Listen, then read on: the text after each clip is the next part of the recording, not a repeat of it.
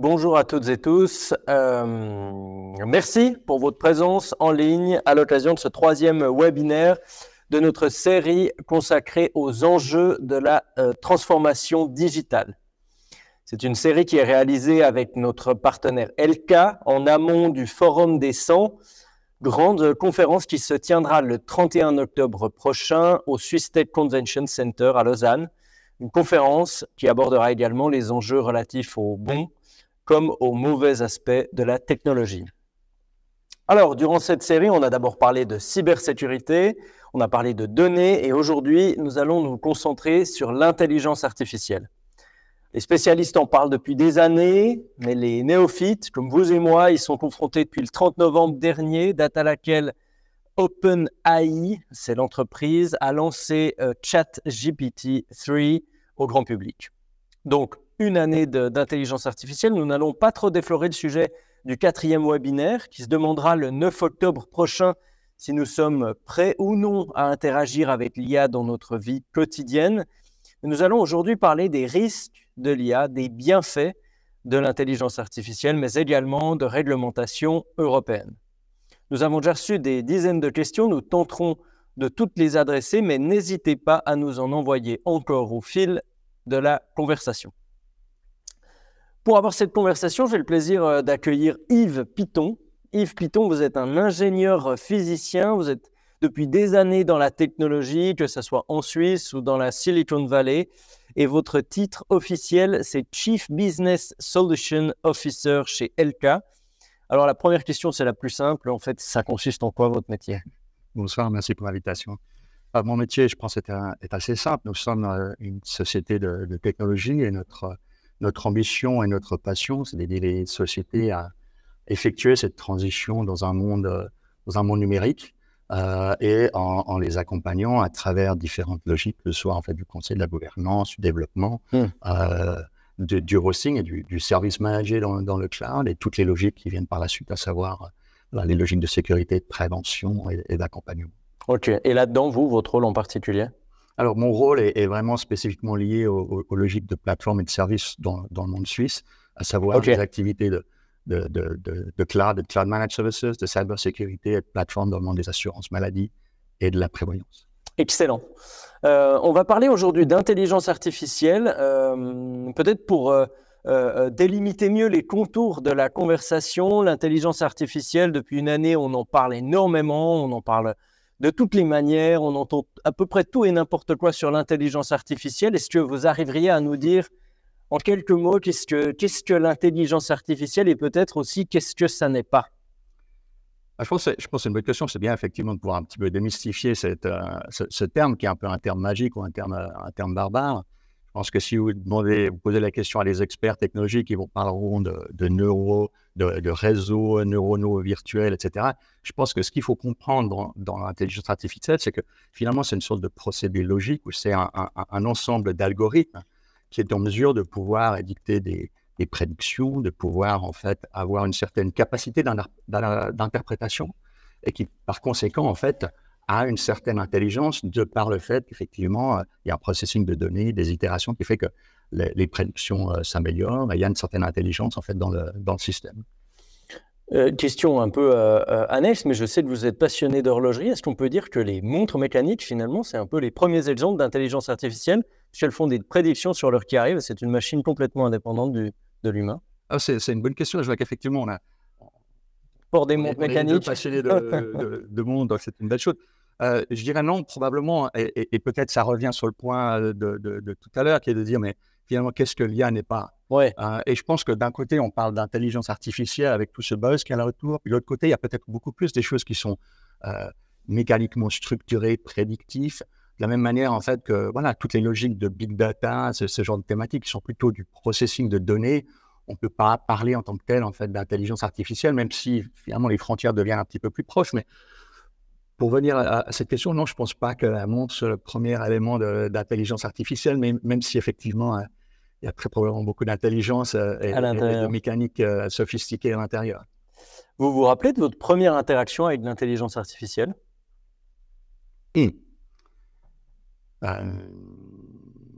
c'est une des premières questions générées par ChatGPT que vous posez. Non, j'ai pas demandé. J'ai demandé à ChatGPT de me préparer une autre question, mais celle-là n'en fait pas partie.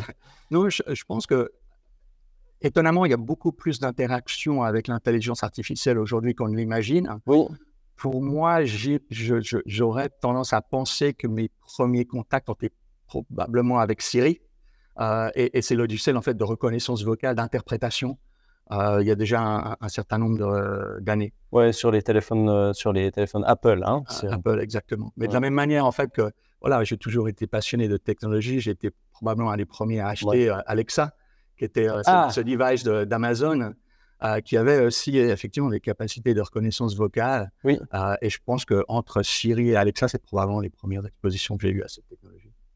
Dans quel domaine aujourd'hui est-ce qu'on utilise le plus l'intelligence artificielle? Parce qu'on voit qu'il y a ChatGPT qui fait énormément parler de lui ou d'elle, ou je ne sais pas comment dire. Voilà, on parle beaucoup de ChatGPT en tout cas. Il y a la génération d'images, il y a la génération de code source pour des sites internet. Enfin, c'est dans quel domaine qu'on utilise le plus l'intelligence artificielle et peut-être quelles sont les plus grandes perspectives là-dedans? Alors, peut-être que la question qu'on devrait se poser, c'est quels sont les domaines dans lesquels l'intelligence artificielle n'est pas active. Oui. Mais si on regarde les grandes catégories, on en voit de manière très claire et déjà depuis un certain nombre d'années, je dirais. On trouve toutes les logiques de recherche web avancée, que ce soit Google Search, que ce soit sur thématique. Toutes les logiques en fait de recommandation qu'on a par exemple avec Amazon et les mécaniques de profiling qui intègrent très clairement des outils assez puissants en fait de compréhension des mécanismes d'achat, etc. Je pense qu'on a beaucoup d'autres choses qu'on voit aujourd'hui. Je ne sais pas ce que vous avez comme voiture et si vous roulez avec une voiture électrique, mais toutes les voitures autonomes aujourd'hui intègrent énormément aussi d'intelligence artificielle. Alors, toujours une question de savoir quel est le degré d'autonomie qu'on veut laisser à ces systèmes. On en voit énormément. Et probablement, les raisons pour lesquelles toute cette réglementation, ces besoins de réglementation sont accélérés, c'est aussi effectivement l'IA générative, ChatGPT, Bard, ce genre de choses, qui a amené, je dirais, beaucoup plus dans une logique courante et dans les mains de tout un chacun.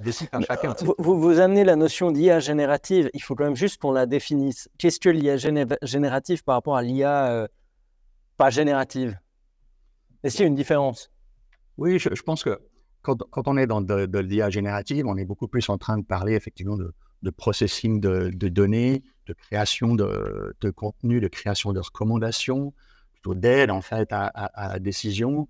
On parle très clairement de thématiques qui sont intégrées aussi par exemple dans les chatbots, ce genre de choses qui permettent d'interagir, alors que finalement l'intelligence artificielle a une définition qui est extrêmement large et qui des fois même va même jusqu'à couvrir, je dirais, même une partie des logiciels classiques. Donc, je pense que... Mais Google Maps, par exemple, c'est de l'intelligence artificielle ou pas?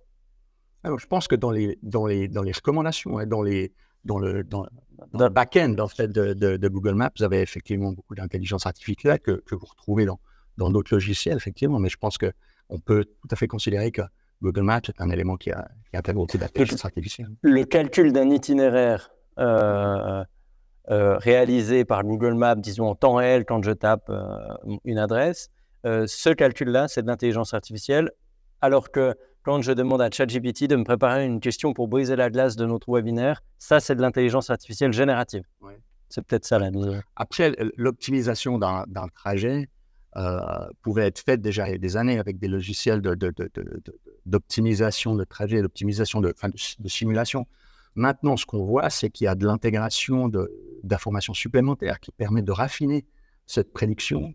Et là, on fait appel véritablement à de l'intelligence artificielle. Les bouchons en temps réel, par exemple? Par exemple. OK. Très probablement, en fonction de vos préférences, vos habitudes, une adaptation de ce trajet en fonction de... Voilà, de nous-mêmes, en fait. Mais vous parliez tout à l'heure des recommandations d'achat, hein, le profiling, comme on pourrait dire en bon français, la personnalisation, par exemple, de services d'achat. Or, on a l'impression, alors en tant qu'usager lambda, j'ai envie de dire, qu'on est sans arrêt confronté à des propositions qui tombent complètement à côté de la plaque dans les publicités censées être personnalisées. les publicités YouTube sont toujours en allemand, on essaye de me vendre des Pampers alors que mes enfants sont bien trop âgés. Enfin, j'ai l'impression que l'expérience n'est pas tout à fait à la hauteur de ce qu'on nous avait promis, hein, pour l'instant. Alors, on peut débattre de cette thématique-là, mais je pense que quand on regarde la qualité des prédictions et du profiling et des recommandations qu'on a aujourd'hui, je pense qu'il faut faire probablement une distinction entre des acteurs qui sont extrêmement sophistiqués et qui ont de l'intelligence qui est relativement poussée, par opposition peut-être à des sites web en fait un peu classiques. Après, ce qu'il faut voir aussi, c'est que dans les logiques de publicité en ligne, vous avez tous des mécanismes en fait de retargeting, de cookies qui vont suivre effectivement ce que vous avez été regardé. Et là, il peut y avoir de l'intelligence artificielle ou pas, mais voilà, vous allez regarder un site de Pampers parce que votre sœur a besoin de ce genre de choses, vous allez recevoir en fait, des recommandations liées à ça. Donc là, il y a un peu de fine-tuning, je ne sais pas quel est le terme qu'il faut utiliser en français, mais de finition, de meilleure finition. Ouais. Exactement. Et tout ça, c'est finalement une logique d'itération, en fait. Et c'est là où on voit la différence entre une recommandation, je dirais, un peu plus statique, d'un système d'intelligence artificielle qui va se développer, qui va travailler, en fait, qui va s'entraîner sur la base de ces données, et qui va devenir de plus en plus fine. Il y a une notion qui traverse tout le début de la discussion jusqu'à maintenant, c'est le big data. C'est cette espèce d'immense volume de données sur la base duquel les différentes intelligences artificielles viennent s'entraîner pour faire mieux à chaque fois, si je comprends bien. Est-ce que intelligence artificielle et big data sont indissociables, ou est-ce qu'on peut dissocier les deux éléments? Alors, les deux thèmes sont fondamentalement liés. Très clairement, l'intelligence artificielle a besoin d'une très grande quantité de données pour s'entraîner, pour processer, pour développer sa propre intelligence. Et par conséquent, c'est absolument indispensable pour l'IA. Par contre, la thématique de big data, voilà, c'est beaucoup plus en fait du processing de données. Il peut y avoir à ce niveau-là, en fait, voilà, on parle souvent de projets en fait de data lake, de data mining ou de processing de données. Où, en tant que tel, c'est pas de l'intelligence artificielle. Maintenant, il faut être réaliste en fait que tous les outils d'intelligence artificielle qui sont mis à disposition, bien évidemment, sont utilisés de plus en plus en fait dans les logiques en fait de traitement de données. Donc, probablement que cette frontière entre les deux va un petit peu disparaître, ou qu'il y a une zone qui est un petit peu floue entre ces deux. Mais on ne parle pas de la même chose. Le big data étant une somme tellement colossale d'informations qu'on ne peut pas décemment aller s'y promener sans l'aide ou sans l'appui d'une intelligence artificielle. Alors ça c'est plus une hypothèse, mais je pense en fait qu'on peut avoir tout à fait des logiques de traitement statistique de données sans avoir besoin de faire appel à de l'intelligence artificielle. Vous n'hésitez pas à poser vos questions en direct, je les reçois, je les vois arriver ici, on va les adresser peut-être, on poursuit encore quelques mots ce tour d'horizon du big data, peut-être en passant à la question des risques, parce que si on doit parler de réglementation, c'est bien qu'on doit aussi aborder la question des risques. On a tout entendu sur l'intelligence artificielle. Je donne un exemple, on a beaucoup parlé de cette lettre au mois de mars, signée par plus de 1000 personnalités, dont évidemment Elon Musk ou bien le penseur Yuval Harari, qui disait il faut un moratoire sur l'intelligence artificielle. Alors, on identifie bien le paradoxe d'un Elon Musk qui signe cette lettre, mais en parallèle développe des activités dans ce domaine-là. Est-ce que l'intelligence artificielle doit nous faire peur ou pas? Je pense que c'est un thème important. C'est probablement aussi pour ça que les besoins d'implémenter une régulation sont importants. Je pense que on voit énormément de réactions extrêmement émotionnelles par rapport à l'IA. Peut-être d'un côté, par un côté une logique de fantasme de ce que ça peut amener comme impact ou comme influence dans le monde. Mais je crois que si on regarde les types de risques, il y a probablement quelques catégories de grands risques qu'il faut prendre en compte. Le premier étant toute cette logique d'atteinte aux droits fondamentaux. Là, on parle de discrimination, que ce soit discrimination raciale, de genre, ethnique ou autre. On parle de surveillance discriminatoire. toutes les thématiques qui sont assez présentes sur la Chine, on y reviendra peut-être par la suite. On parle également de violation de la sphère privée, on parle de thématiques en fait de transparence, de liberté d'expression. Ça, je pense qu'il y a une première catégorie qui très clairement nécessite d'avoir un certain cadre.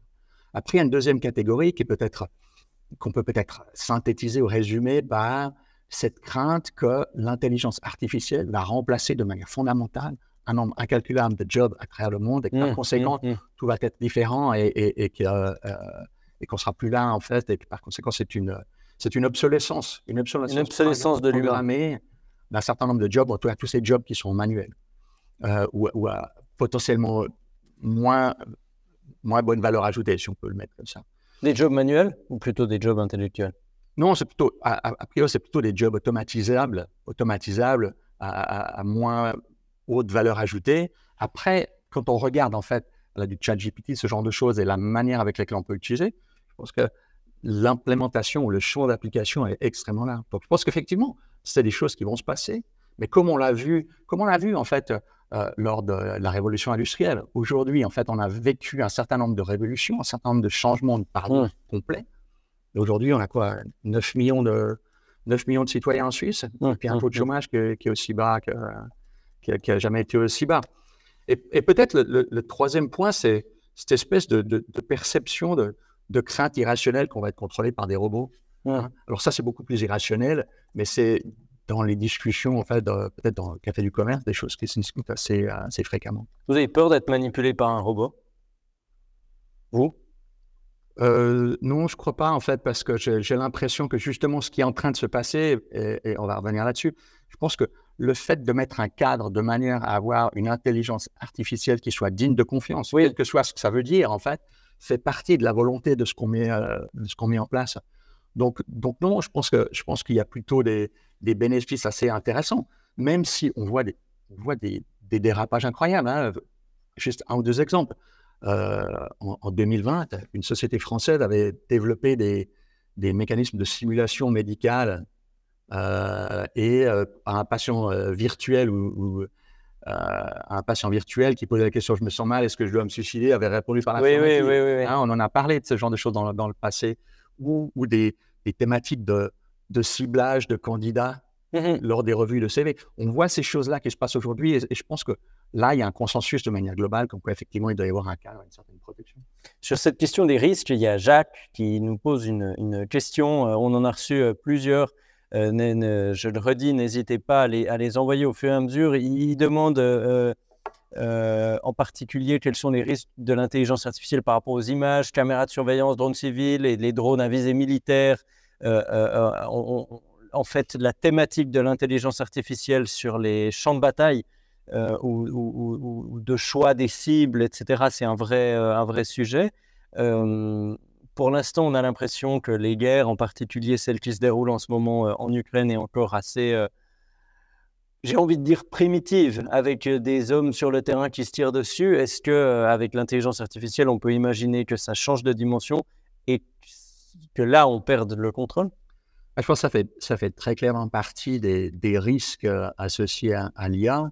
Je pense que quand on regarde en fait les domaines militaires et les applications au niveau de la défense, c'est probablement ceux où il y a aussi le plus d'avancées technologiques. Aujourd'hui, on voit énormément de choses. Donc, non, je pense que ça fait partie des craintes qu'il faut avoir, des cadres ou des modes d'application, les champs d'application qu'il faut pouvoir réguler. Là, on parle par exemple de deepfake ou de simulation. On peut mettre des gens dans les contextes dans lesquels ils ne sont pas trouvés. On peut avoir des mécanismes en fait d'influence sur des minorités ethniques. On peut utiliser de manière extrêmement, je dirais, sournoise et détourner finalement les buts principaux en fait de l'intelligence artificielle. Ça rejoint une question que Maud nous a posée. Est-ce qu'une personne qui utilise ChatGPT doit indiquer qu'elle utilise ChatGPT lors de sa communication? Alors là, peut-être on viendra après sur l'IA dans le détail, mais cette question est en fait une question plus générale. Est-ce qu'un des moyens de court-circuiter tous ces risques, ça ne serait pas justement d'imposer la mention de l'utilisation d'une intelligence artificielle lorsque c'est le cas? Bien sûr. Je pense d'ailleurs que ça fait partie d'un certain nombre de mesures qui sont en réflexion dans certains pays, qui sont plus implémentées dans d'autres.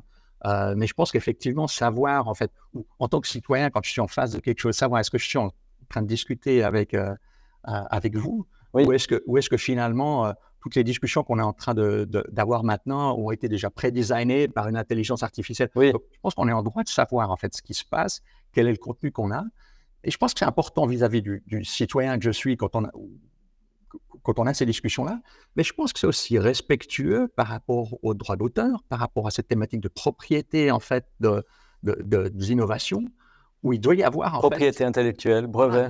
sont des thèmes, en fait, qui aujourd'hui, en fait, ne sont pas adressés de manière appropriée et qui font partie, justement, de ce cadre régulatoire qui est en train d'être sur pied. On va y venir, mais juste avant cela,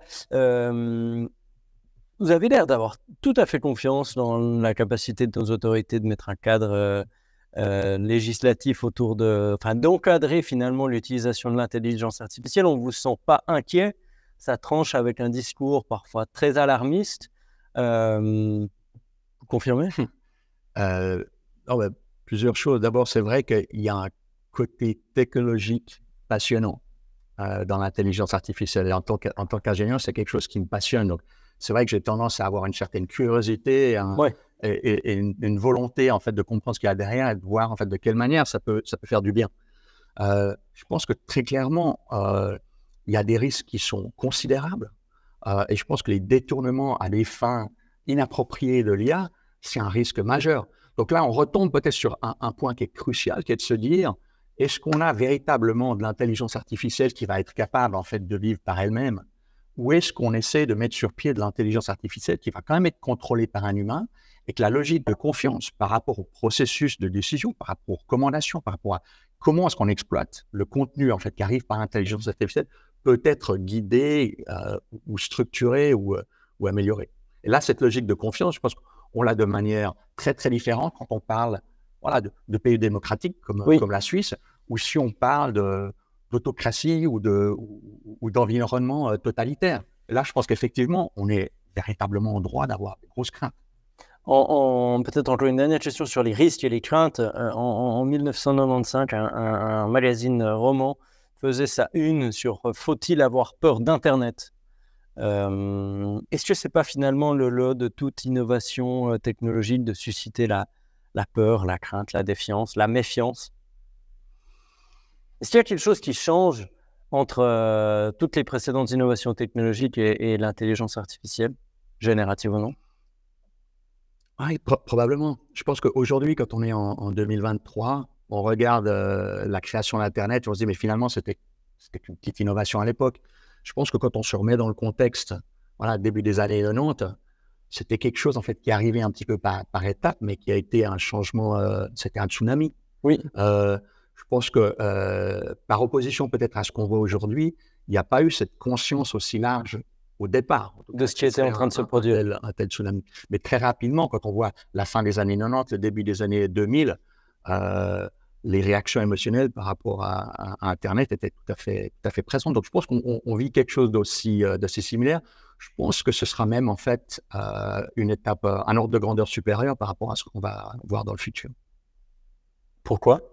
Je pense que l'impact sur les jobs, je pense que l'impact sur notre vie, la manière avec laquelle on va interagir, en fait, entre humains, mais la manière avec laquelle les différents jobs vont évoluer, je pense que ça va être beaucoup plus... Mettons les choses comme ça. Je pense qu'on a tendance à surestimer le timing de l'impact, mais à totalement sous-estimer l'impact lui-même. Je pense qu'on aura des impacts qui vont être beaucoup plus notoires qu'on l'imagine. À travers tous les types de jobs, on peut prendre des exemples. Regardons par exemple les mécanismes d'audit, des grands cabinets d'audit. Aujourd'hui, on est capable d'avoir des audits extrêmement fiables sur des bases d'intelligence artificielle. Quand on regarde du développement de logiciels, on peut être capable d'avoir des choses qui sont extrêmement... On peut faire du testing de logiciels. Donc, on regarde ça, et ça, c'est juste un ou deux domaines. Je pense que ce qu'on va voir, c'est une révolution. Vous avez peur pour votre métier? Vous pensez que le job de Chief Business Solution Officer va être remplacé par l'intelligence artificielle? Non, je pense pas. Je pense pas, en fait. Je pense, par contre, que le job de chacun va évoluer. Et je pense que ça va nous stretcher d'autant plus parce que finalement, le niveau moyen, en fait, de ce qu'on peut attendre va monter. la manière avec laquelle on peut interagir, prendre des décisions sur la base de recommandations va devoir être peut-être plus fine ou différente. Je pense que la compréhension des industries et puis la logique quand même, l'intelligence émotionnelle qu'on peut avoir, on n'est pas encore à ce niveau-là au niveau de l'intelligence artificielle. Donc, je pense qu'on a encore des beaux jours. Mais c'est vrai que si on regarde dans 10 ou dans 20 ans, probablement que les sociétés ou une société informatique comme Elka, mais comme toutes les autres sociétés, auront muté. Auront un périmètre différent et on engagera des profils probablement très différents de ceux qu'on engage aujourd'hui. On en reparlera dans 20 ans. Parlons un peu réglementation. Parce que beaucoup de questions en fait font écho à ces risques. S'il n'y a pas de... Je pense à la question de Jacques, la polarisation des opinions politiques, Maud, comment réguler les deepfakes. Une question aussi sur est-ce que c'est pas la responsabilité des entreprises de mettre en place des règles de gouvernance. Est-ce que... il y a beaucoup de questions qui viennent sur la réglementation. Peut-être abordons le sujet avec cette IA Act, qui est difficile à prononcer en français. IA Act, c'est quoi? C'est quoi ce règlement européen sur l'intelligence artificielle? Peut-être un ou deux mots sur l'historique. Donc, les premières réflexions ont commencé autour des années 2018. En 2021, la Commission européenne a édicté un premier draft, un premier projet qui a été mis en consultation, qui a été finalement validé et finalisé en 2023. Et je pense que si on regarde un petit peu dans les grandes lignes ou les contours de cet acte, qu'est-ce qu'on peut dire? La première chose, c'est qu'il y a une volonté de pouvoir cadrer l'intelligence artificielle et d'essayer de mettre un cadre qui rende cette intelligence artificielle digne de confiance. C'est ce qu'on disait avant. Il y a une deuxième thématique qui est de se dire comment est-ce qu'on transforme ce projet de loi en quelque chose qui ne soit pas destructeur d'innovation, mais qui permette au contraire en fait, de cadrer dans les bonnes directions. Donc là, on reviendra sur le rôle de la société, le rôle du gouvernement. Et puis peut-être la troisième chose, qui est la logique la plus importante, c'est comment est-ce qu'on essaie de cadrer quelque chose qu'on ne comprend pas encore totalement, ou qui dans 6, 12 ou 24 mois aura tellement évolué d'un point de vue technologique que peut-être les décisions qu'on aura prises seront totalement obsolètes. Et là, je pense que la volonté, en fait, de la part de la Commission européenne de prendre un pas avec une certaine neutralité en se disant je ne vais pas réguler les technologies, mais je vais réguler les finalités, à savoir quels sont les modes d'application, quels sont les modes d'impact et les finalités de ces technologies, indépendamment de si c'est une technologie qui est rouge, bleu, verte ou quelle qu'elle soit. Oui. Et ça, je pense en fait que c'est une manière probablement assez intelligente de pouvoir se dire on veut avoir quelque chose qui permettra en fait toutes les évolutions en fait technologiques qu'on puisse avoir. Et à partir du moment en fait où les impacts sont tels qu'on retombe les droits fondamentaux, d'autres thématiques comme ça, effectivement, là, on rentre dans les cadres qui doivent être régulés. Et je pense que ça, c'est quelque chose qui est assez important. Et peut-être le dernier point, le dernier point, c'est la logique de se dire, on va prendre une approche par les risques. Si on définit les risques et si on définit ces catégories-là, on va définir, en fait, qu'est-ce qui est inacceptable, c'est totalement hors du cadre, qu'est-ce qui est risqué et qu'on doit réguler. Là, on prend quelques exemples, par exemple, de gestion de l'immigration, de gestion des frontières, ce genre de choses. En fait, là, il y aura très clairement un besoin d'évaluation de ces systèmes avant qu'ils soient mis en production et de validation. Oui. Donc, on retombe en fait sur des logiques finalement de validation, d'audit. Et puis après, il y a une question de savoir comment est-ce qu'on sait si une société a des logiciels en fait qui vont au-delà de la ligne rouge ou pas. Ouais. Donc là, il y a aussi une responsabilité des différentes sociétés qui doivent évaluer ça. Et après, des mécanismes de contrôle. Il y a cette différentes classes de risques dans l'IA Act. Il y en a 3, si je ne dis pas de bêtises. Vous pouvez nous les décrire? Et même, je pense que si on va plus loin, on en a même 4. Mais disons qu'il y en a 2 qui sont extrêmement importantes. La première catégorie, c'est effectivement les risques inacceptables. Oui. Donc là-dedans, on parle de thématiques ou de risques qui sont des véritables menaces. Par exemple un score social, par exemple, qui très clairement amène de la discrimination. Si on parle, par exemple, Un score social, c'est par exemple que l'intelligence artificielle génère en fonction de ma capacité à contracter un crédit, mon attention sur la route, mon salaire. Voilà. qui me donne un score qui soit ensuite consultable par d'autres, c'est ça? Après, il peut y avoir des thématiques comme effectivement des manipulations cognitives pour influencer Oui. des classes de population qui peuvent être à risque. On parle aussi de systèmes d'authentification biométrique en temps réel, comme ce qui se passe en Chine. Ça, très clairement, a été édicté comme une catégorie inacceptable et qui ne doit pas être implémentée. Donc ça, c'est la première catégorie de risque inacceptable. Comment est-ce qu'on sait, enfin, j'imagine qu'il y a des gens pour qui un deepfake, c'est-à-dire une vidéo qui serait de façon troublante, qui imiterait de façon troublante, enfin qui serait faite de façon troublante pour imiter quelqu'un ou quelque chose. Je dis n'importe quoi, Barack Obama qui dit qu'on n'a jamais été sur la Lune. Évidemment, il y a des gens qui vont considérer que ça, c'est inacceptable, d'autres qui vont considérer que c'est acceptable. Comment est-ce qu'on définit cette limite? Je pense que toutes ces logiques d'interprétation sont pas faciles en fait à mettre sur pied ou à intégrer dans une loi. Je pense que quand on parle de deepfake, c'est Maud qui demande comment réguler les deepfakes. Puis en fait, la question c'est comment est-ce qu'on décide ce qui est un deepfake, enfin comment est-ce qu'on décide si les deepfakes sont acceptables ou pas, par exemple? Alors, un deepfake peut être utilisé pour des thématiques très très différentes, mais dès qu'on tombe sur des thématiques qui impactent justement ces logiques de score social, ou si on tombe sur des thématiques en fait qui peuvent avoir une atteinte importante aux droits fondamentaux, on est très clairement dans la liste des risques inacceptables. Après, ce qu'on voit aujourd'hui, en fait, j'aurais tendance à dire qu'il y a du deepfake un peu plus gentil. Hein. On voit les choses sur les réseaux sociaux. Et puis Frank Sinatra qui reprend une chanson de hip-hop. Voilà, d'accord. Donc là, on est beaucoup plus en fait dans des logiques en fait de propriété, de propriété intellectuelle, de choses comme ça. Où ça, c'est plus en fait dans la partie qui doit être régulée, donc des risques peut-être élevés. Et je pense que dans l'ensemble, la majeure partie du deepfake sera probablement plus dans les risques élevés qui doivent être régulés. Jacques, il ne répond pas totalement à la question de Maud. Mais Jacques demande l'intelligence artificielle peut-elle à large échelle programmer des comportements de masse si elle est mal utilisée, polarisation des opinions politiques favorables à un parti par exemple. Est-ce que ça ferait partie des risques inacceptables ou des risques limités justement?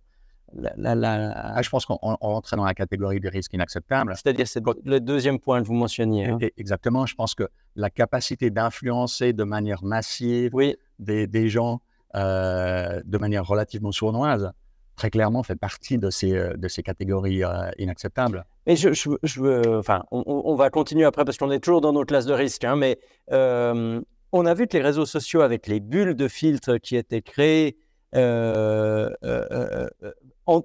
faisaient que les gens se retrouvaient justement aspirés dans des tunnels idéologiques qui ne faisaient que renforcer leur position. C'est une manière de programmer ou de détourner les comportements d'une énorme majorité de personnes. Donc, en fin de compte, est-ce que ce que font les réseaux sociaux des jours entiers en nous confortant dans nos idées ou en nous emmenant toujours plus loin dans certaines positions extrémistes, ce n'est pas déjà un risque inacceptable? Pourquoi est-ce qu'on n'a pas réglementé les réseaux sociaux avant de s'attaquer à l'IA?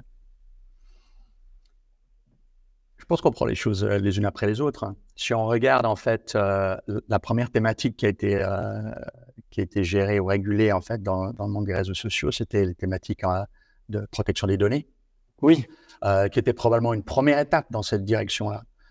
Et je pense qu'à partir du moment où on a franchi cette étape et on a quelque chose qui est en place, on peut aller à l'étape d'après. Ces mécanismes d'influence, je pense que ce sont des très très bonnes questions. Ce sont des sujets qui ne sont pas simples parce que finalement, on n'est pas en train de dire que le deepfake est juste dans une catégorie. On est en train de dire qu'on peut détourner des technologies en fait de manière extrêmement perverse pour des applications qui sont parfaitement légitimes et d'autres applications qui sont totalement illégitimes et extrêmement dangereuses et par conséquent inacceptables.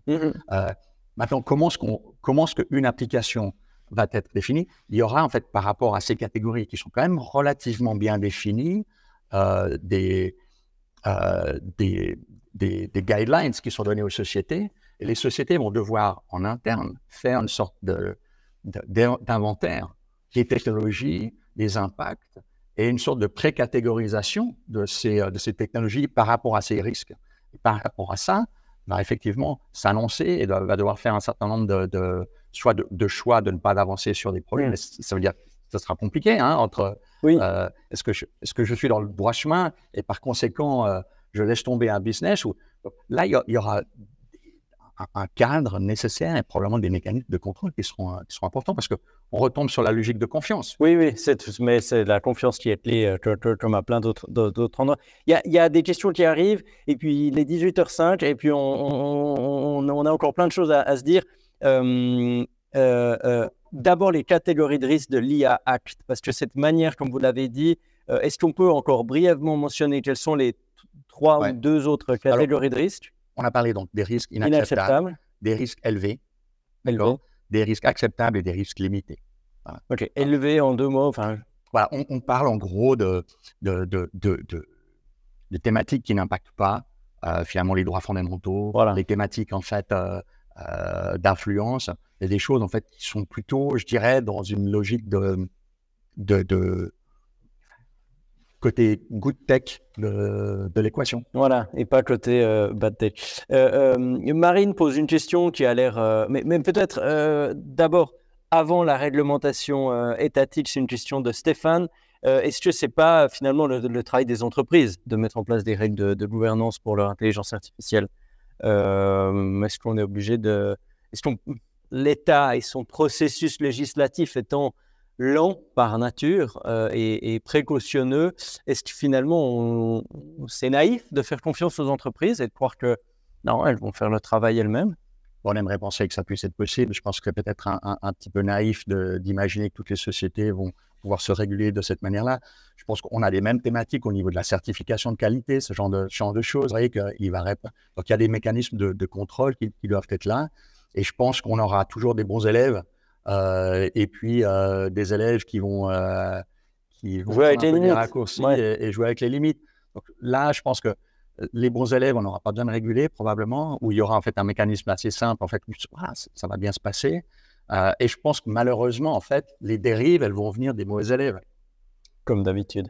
Mais est-ce que, Maxime demande, est-ce que, justement à propos de cette classe de risque, est-ce que l'Union européenne va bannir l'intelligence artificielle à risque inacceptable? Est-ce que ça sera banni, simplement? Je pense qu'effectivement, absolument. À partir du moment où c'est une catégorie qui est jugée inacceptable, ça c'est quelque chose qui est absolument interdit. Okay. Ce qui ne veut pas dire qu'il n'y ait pas un régime d'exception. Si on prend par exemple toutes les logiques de surveillance biométrique, les parties qui sont interdites, c'est des surveillances biométriques en temps réel et à distance. Donc, c'est-à-dire quelqu'un qui, dans son bureau à Bruxelles, regarderait quels sont les migrants qui franchissent la frontière italienne sur la base d'une caméra de surveillance et avec l'intelligence artificielle ferait un tri de qui peut entrer en Suisse ou pas, par exemple. Exemple factice. En revanche, une intelligence artificielle qui, a posteriori, ferait exactement la même chose, ça serait possible? Sous certaines réserves et validées par un juge, on peut parler par exemple de thématiques effectivement de terrorisme, de crimes majeurs. Donc là, effectivement, il y a un régime d'exception qui va permettre d'utiliser cette technologie. Mais de nouveau, en fait, on n'est pas dans les logiques en fait, de temps réel, on est dans les cadres assez régulés, en fait, et sur une base, en fait, d'une validation par un juge. Par un juge. OK, donc il y a toujours cette limite-là. Il y a Nicolas qui demande les différences entre la réglementation de l'IA en Europe par rapport aux États-Unis ou en Asie. C'est une question qu'on voulait aborder également. Pourquoi est-ce que l'IA Act européen fait-il parler de lui plus que l'IA Act chinois ou l'IA Act américain, si tant est qu'il y en ait? Je crois que l'IA Act européen est une logique globale, relativement préventive ou proactive de ces problématiques-là. On parle d'un champ d'application extrêmement large, puisque ça couvre les producteurs, les développeurs, les distributeurs, les revendeurs, et tous les acteurs en fait qui interagissent dans l'espace européen. Donc on en a un petit peu parlé, donc je pense que c'est un cadre très large. Si on regarde par exemple ce qui se passe, prenons l'exemple comme les États-Unis, on voit globalement 3 niveaux. On a d'abord la Federal Trade Commission qui va beaucoup plus, elle, réglementer ou essayer de réguler les thématiques d'influence dans les logiques de marketing et de ciblage. Mais très concrètement, c'est beaucoup plus réactif. D'accord ? On a une deuxième entité gouvernementale qui est le NIST, le National Institute of Standards, qui, elle, en fait, a développé beaucoup plus une approche, une sorte de guide qu'elle met à disposition des sociétés et sous forme, en fait, d'autodéclaration. Oui. D'accord ? Mais là, de nouveau aussi. Oui, c'est ce qu'on disait avant. Voilà. Laisser les entreprises, ouais. Si on part de l'hypothèse que tout le monde que toutes les sociétés sont des bons élèves, ça va bien marcher. Et puis après, il y a toutes ces thématiques, en fait, on connaît bien les États-Unis avec des logiques très différentes par État, où chacun des États, en fait, se dit, mais ça va pas suffire. Donc, on voit, par exemple, la Californie, qui est toujours avec un pas d'avance dans cette direction-là, qui se dit, mais on doit effectivement mettre une sorte de cadre, et ça intègre, en fait, des notions qu'on retrouve, en fait, au niveau de l'espace européen, avec ce qu'on a appelé en Europe la partie des sandbox. Mais la Californie a mis sur pied, en fait, ce qu'ils appellent un Cal Compute, qui est un espace, en fait, de développement qui est mis à disposition de tiers, où les petites sociétés, des startups peuvent venir, en fait, développer, etc. Et c'est aussi un mode d'éducation qui leur permet de cadrer, d'avoir accès à cette technologie de manière plus simple. Donc ça c'est, je dirais, les États-Unis, c'est une logique assez pragmatique, réactive, et en espérant que tout se passe bien. La Chine à l'opposé, en fait, à une logique plus, je dirais, top-down dans l'ensemble, avec non pas comme l'Europe, une vue globale sur l'ensemble des champs d'application, et plutôt un ciblage, en fait, sur quelques thèmes bien spécifiques, et en particulier, voilà, tout ce qui est IA générative et tout ce qui est mécanisme de recommandation. Et on voit, en fait, que dans leur réglementation, il y a une logique de contrôle de l'information et de contrôle de l'influence, où ils le disent même par eux-mêmes, en fait, en disant, mais un outil comme l'IA doit être apprivoisé avant de pouvoir être mis à disposition de tiers. OK. D'accord. Donc là, il y a quelque chose, en fait, qui est très ciblé, mais qui, en l'occurrence, a des logiques d'exception très larges, en particulier pour le gouvernement. Donc, tous les dérapages qu'on peut imaginer, ce genre de... Et la Suisse ? La Suisse, elle va faire quoi ? Elle va s'adapter au modèle européen ? Alors, la Suisse a commencé à se pencher là-dessus, je dirais, avec peut-être un petit peu de retard pour différentes raisons. Mais en 2022, la Suisse, le Conseil fédéral a pris connaissance d'un rapport qui a été écrit, qui évalue un petit peu les options. Et peut-être qu'aujourd'hui, même si la Suisse fait partie justement de cette commission européenne sur l'intelligence artificielle, aujourd'hui, il y a un besoin en Suisse d'un positionnement, en fait. De la même manière que quand on parle de souveraineté, on a des discussions dans tous les sens, mais à un moment donné, en fait, d'un point de vue gouvernemental, on se dit qu'est-ce qu'on veut en faire, et ces discussions-là doivent aboutir. Donc, je pense qu'on n'est que dans une phase initiale de cette potentielle réglementation. Suisse n'est pas tout à fait à l'heure. On a encore 2 minutes. Je vais prendre encore une question de Philippe Bonnier qui parle de la tension entre innovation et régulation. C'est vrai, il y a beaucoup de gens qui disent l'Union européenne réglementera trop. Ça va tuer l'innovation. Il y a même un jeu de dupes. Il y a une certaine menace qui est faite à l'Union européenne par certaines grandes entreprises de dire si vous nous réglementez trop, on ne viendra plus chez vous, puis tant pis pour vous. Cette tension entre réglementation et innovation, vous la sentez comment ? Et puis, vous qui avez travaillé aux États-Unis, vécu aux États-Unis, vous connaissez les deux un peu, les deux philosophies. Est-ce qu'il y a une différence dans cette tension réglementation-innovation entre les États-Unis et l'Europe ? Vous avez 1 minute. Je pense que c'est un thème extrêmement légitime. Il y a une volonté de pouvoir réglementer sans impacter l'innovation. Je pense que très clairement, quand on regarde aujourd'hui les puissances qui sont présentes dans le monde de l'IA, c'est les États-Unis et c'est la Chine. Ce sont d'un point de vue structurel que des très très grandes sociétés qu'on voit relativement peu ici. Donc on a besoin de mettre un cadre qui permette à des beaucoup plus petites entreprises d'accéder à cette innovation. Oui. Donc par rapport à ça, je pense qu'on a besoin en fait d'avoir ce cadre-là qui nous protège d'un côté, mais qui permette à travers des mécanismes de soutenir cette innovation à travers des fonds, à travers du sandboxing, à travers en fait d'autres mécanismes. Donc je pense qu'on a quelque chose qui aujourd'hui est tellement important que c'est nécessaire de le réguler. La mise en application va être très probablement compliqué. Mais on rentre maintenant justement dans ces discussions et ces négociations Oui. entre Bruxelles et les différents pays. Et les modes d'implémentation seront très différents, très probablement d'un pays à un autre. Donc, ce sera juste une question effectivement de savoir comment est-ce qu'on arrive à protéger cette innovation. Mais je pense qu'on devrait pouvoir le faire. C'est la dernière question que je vais vous poser. Le calendrier de la suite de cette réglementation sur l'intelligence artificielle, il y a des grandes dates à avoir en tête. Alors, quand on parle de ce genre de thème, c'est toujours difficile d'avoir une bonne boule de cristal, mais si on fait l'analogie avec la RGPD pour la protection des données, on peut imaginer dans les grandes lignes que dans un horizon de 2 ans, cette loi soit implémentée dans les différents pays de l'Europe. Très bien, Monsieur Piton, on retient votre confiance, votre enthousiasme vis-à-vis de cette nouvelle technologie et vos explications claires, notamment sur la comparaison entre États-Unis, Chine, Union européenne. Merci beaucoup. Merci à vous de nous avoir suivis. Ce webinaire peut être réécouté sur le site du Temps en tout temps. Encore une fois, il s'inscrit dans une série de webinaires que nous réalisons avec notre partenaire Elka dans le cadre d'une grande réflexion sur la technologie qui connaîtra son point d'orgue le 31 octobre prochain lors du Forum des 100 au Swiss Tech Convention Center. Il y aura un débat, il y aura quantité de choses. Le site internet, c'est forumdes100.ch. Je vous invite à vous y rendre. Merci pour votre attention et excellente soirée.